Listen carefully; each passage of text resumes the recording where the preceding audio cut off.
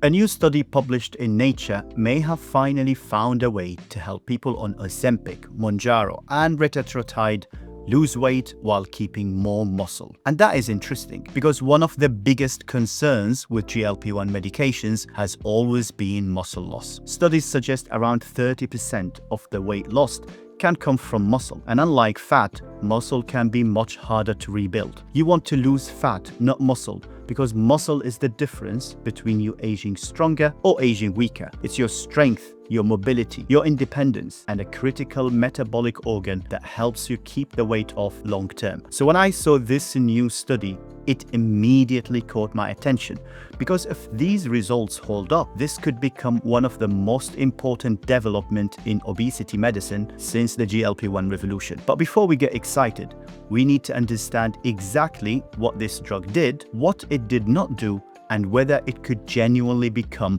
the missing piece helping people lose fat while preserving more muscle. Let's see what they found.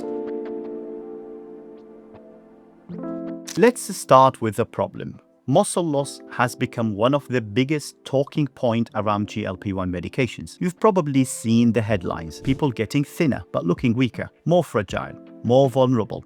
And for some people, that weakness can be difficult to get back. At first, these were individual stories. Then similar patterns started appearing across a much wider group of users. And as those patterns became harder to ignore, an unsettling question started forming in many people's mind. When I lose weight, what exactly am I losing? Now, most people step on the scale, see the number falling, and celebrate. But the scale can't tell you what you lost. It only tells you how much. Was it fat? Was it muscle?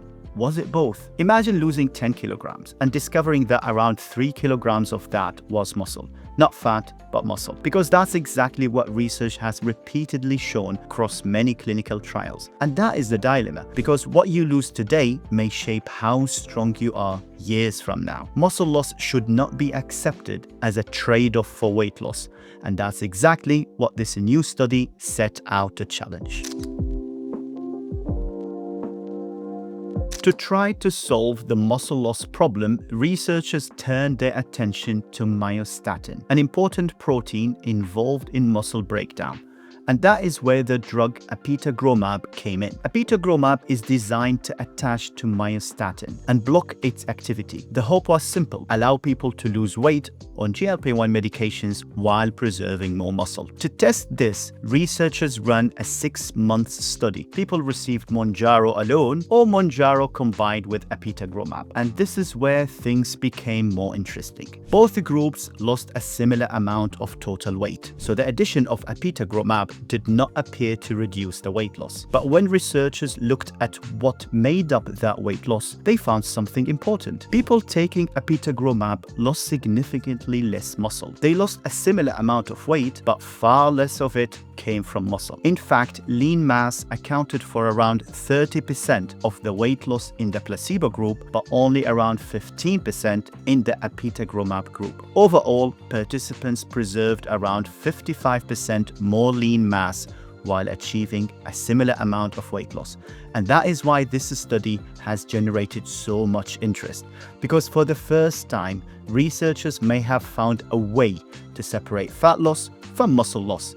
And if these findings hold up, they could open the door to a completely new way of thinking about obesity treatment. Not just helping people lose weight, but helping them lose more fat while preserving more muscle. Now that could matter most to the people who could least afford to lose muscle. Older adults, people living with frailty, people already struggling with mobility. For these individuals, losing muscle may have a much greater impact on their quality of life, independence, and longevity.